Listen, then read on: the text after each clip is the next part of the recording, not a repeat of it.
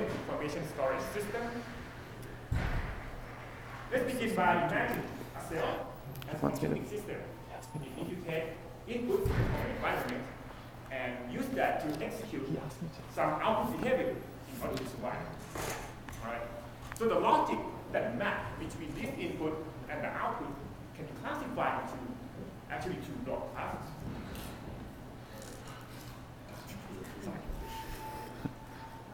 All right, two classes. So one is a combinational logic in which the input directly map to the output, the current input map to the output. A good example of that is in chemotaxis, for example. You put the food in, the cell swim toward the food. You remove the food, no more input, the cell stops swimming. Another class of logic is a sequential logic, which depends on both the present and the past. A good example of that is in differentiation. When you have a cell that receives a series of growth factors, differentiate to different kind of cell, you remove the growth factor, the cell remains in the differentiated state. Right? A particular type of sequential logic we're looking at in our study is a counter. So what do we mean by the counter? Basically, it's a mechanism that you can put inside a cell so that it can respond to a series of the same input pulse. For example, a light or a chemical inducer. In the first pulse, the cell do something. In the second pulse, it do a different thing, so on. Okay. Even with this simple kind of sequential logic, it has a broad range of application. One thing you can think about is to use it to probe history of a cell. Let me give you an example. For example, you have a counter, let's say, that can allow the cell to count the number of the whole cell cycle and report it back to us. You don't need much. Let's say the cell can count up to the 50 state, right? And every time you change the color, that's enough for us to track the lineage in the development and aging of almost all known organisms on the planet. Another way of looking at it is to use it as a tool for control complex behavior. You can think of a for loop when you write a computer program, right? You may want to have a cell that swim around 3 times, jump up and down twice, and then explode. Right? So you want something that's repetitive, then you need a capability to keep track of the event. Because of the exciting application like that, there has been a long history of sequential logic engineering back in 1985 up to this day. And they can be divided into two main classes, genetic storage and epigenetic storage. Let me give you a brief summary of how it works. So for genetic storage, mainly people use specifically DNA combination to store information. Here's how it works. So in this schematic, this triangle represents the recombination site that ran around the promoter. Okay? And then upstream, you have genes that express the recombinase. Let's say some kind of invertase. You have a promoter upstream you can control. You have a gene downstream that you want to control. Then when you want to change the state, basically you induce this promoter. It expresses the recombinase, flip the promoter, and express the gene downstream, right? You remove the inducer, this guy stays there. So that's how you store the state. That's one way of doing it. Another way of doing it is to store at the epigenetic level. For example, you have some kind of positive feedback loop, all right? This gene that activates one expression, for example. And if you have some input that enhances this expression of the enzyme, you start the feedback loop that keeps feeding on itself. You remove the input, it stays there. You want to shut it off, and another input that somehow disrupts with this feedback loop. Shut it down, you remove the input, it stays in the off state. Okay, these are two main things that you have done over the past 5 and 6 years. Okay, and there's some limitation in both approach. For the first one, epigenetic storage, right now there's no mechanism to rewrite the state. You write a state, that's it. For epigenetic storage, one limitation is that it consumes resources because when you forward the state, you keep expressing the gene, right? And another thing is that it's harder to connect the bits because if you think about that, the input you have used mostly thus far is a chemical molecule that you add to the cell. It's not like in this case that you can put any promoter upstream or any gene downstream here. So it's a little bit harder to get to connect together. Right? Now, people have tried to push the limit beyond 1 bit for information storage. This is one groundbreaking work about 2 years ago. So they put this kind of genetic storage, two of them together in a row. And basically, this is the counter that count up to 3. So you have input pulse coming in, you start flipping the first bit, and then the second input pulse, you flip the second bit, and then when the third input pulse comes, you can express it in downstream. That's how the best counter works up to this moment. So the way it works is that you can have a pulse. In that case, we use a randomness pulse, and you can see here is that after the third pulse, you can have expression of the gene downstream. In this case, it's the fluorescent protein, right? And the performance is still pretty limited. For example, as you can see here from this slide, this one is like the pulse interval, this one is the pulse length. This narrow area is labeled in red. Here is the area that the system actually works. Okay, so these are some parameters that they show, how good the system working. So basically, even only in this narrow area, if you pulse a little bit too long or too short, the system collapses. Right. So now the main question is that how do we scale up information storage capacity reliably? Right. Now our research areas, one is two parts. One is the design and modeling, to see how do we connect the things that we know together to build like a larger and more efficient information storage system. And the second part is the characterization and actually how we build it. Now let's talk about the first part first. One of the limitations of the first cover that I showed you earlier is that it encodes information as a multiple code. So the way it works is that each time you go to a new state, you flip one more bit, and that's it. So if you have any state, you can go up to it. And you have any bit, you can go up to any state. It's like a thermometer. Right? But there's a more efficient way to encode the state, which we call like a combinatorial code. So basically, if you have any state, you can go up to the end state. If you have any bit, you can go to the end state. All right? And it's like a slot machine. So basically, you have like 3 slots to go to the 3 state, for example. This is good, but it's more challenging because now we need the bits that you can switch back and forth between 2 states. And you also need to string them together. Right? Now, as I showed you so far, there's no mechanism for flipping the DNA back, and that's part of research right now. So basically, we're looking at the integration excision system for bacterial phage. So this virus uses this enzyme, PAD, integrase synase, to integrate its own genome into the host genome. Okay?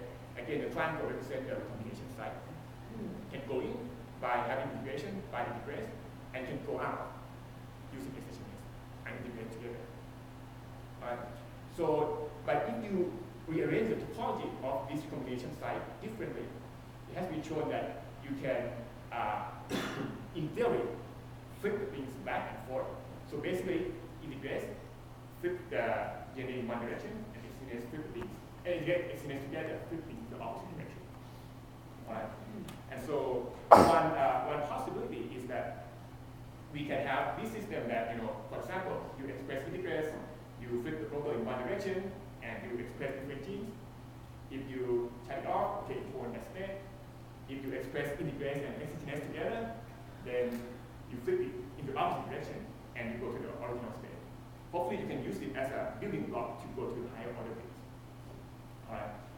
And so most of the study on the first part of the project is on figuring out how do we connect these together and to check within realistic range of parameters if it's actually possible to get something that functions like that.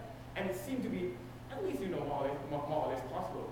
So I'm not going to go into detail here, but basically there's a way to connect these bits together and allow us to flip back and forth between 2 states and string them together into something that functions like a combinatorial power.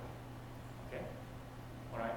And the platform here is also pretty flexible because, as you can see here, in here you can change all the mechanism here using different enzymes or totally different mechanisms that still receive and output like the same kind of output.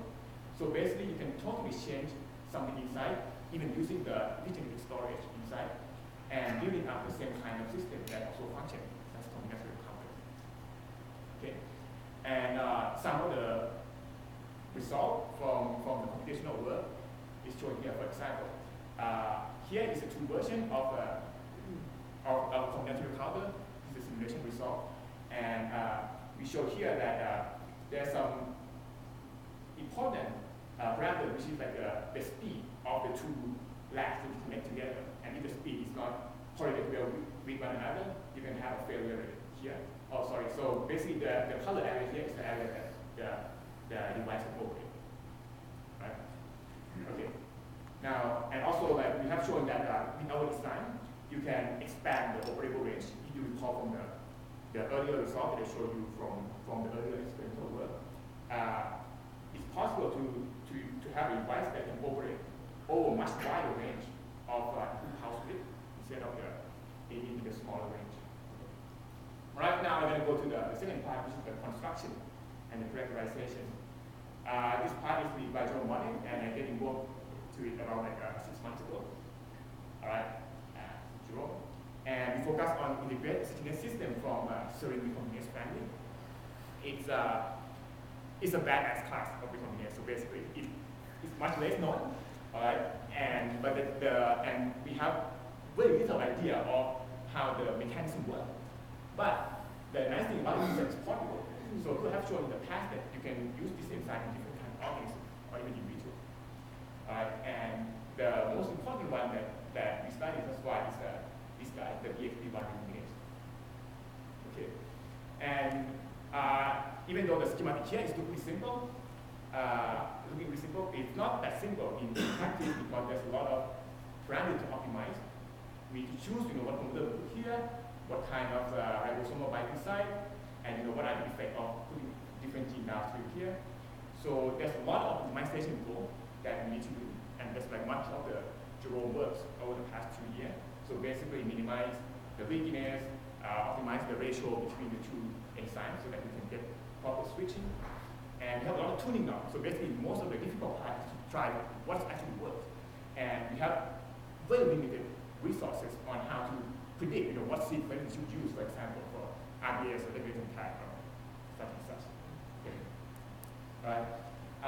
Let me give you some preliminary results. So basically, in this particular case, we have the case that we have two different promoters here, inducible by TEC and by radicals. All right. And have a downstream gene here, GFP and IFP. We show that we can flip things in one direction by integrase pretty efficiently. Expression of the integrase by TEC, for example, we should flip the promoter in one direction in this schema from green to red. Right, we remove integrase to stay there, and this is the result. So basically, this is the microscopic image of a cell starting with green state. We start with the pulse, almost 100% of the cells reach the red state. All right, and once you remove the pulse, then you still remain in the red state. And that's good, that's perfect. But this is like after 2 years of work. And in another direction, for example, this one is more complicated because you need to balance between integrated and stickiness. So you want to express both of them, right? And you need to make sure that stickiness is long enough so that you don't have integrase that come back and flip the switch back to the original red state, right? Okay. And as I showed you here, that we can get almost seem to be like good switching at the beginning, but somehow there's some state splitting occur after the pulse, and we don't know yet what's going on. Okay, and we can show that even though it's not perfect, we can operate over multiple cycles. So here we go back and forth between expressing both enzymes and only integrase, and back and forth here. This is the flow cytometry result, showing that you can go back between the population of red, mix red and green, and red again, and mix red and green, and again. And this is over the course of a week. So there's a lot of things that we don't know, and we're still looking for advice from the great community here at Stanford Bioengineering. We're still looking for the possible way to get the more efficient switching, reversible switching in the linear recombination, which you don't get yet. We're looking for a better way that can quantify what's going wrong with the system. For example, right now we have a very limited information about how much enzyme we have in the cell and such. And maybe for the circuit engineer in the community, maybe there's a better way to report information so that you don't need to access state, but you can still going up to multiple states. All right, to give you a summary, we have a framework for building the combinatorial counter. We show that we can have a rewritable switch, which is complete in one direction, but partially complete in the opposite direction. And the future work that we're still working on right now in the lab is on trying to tune the stoichiometry of integrated stimulation and see if we can get a more perfect switching. Try different kind of impedance stickiness and also other high level correction for switching. And I would like to thank Eddie Lab and our collaborator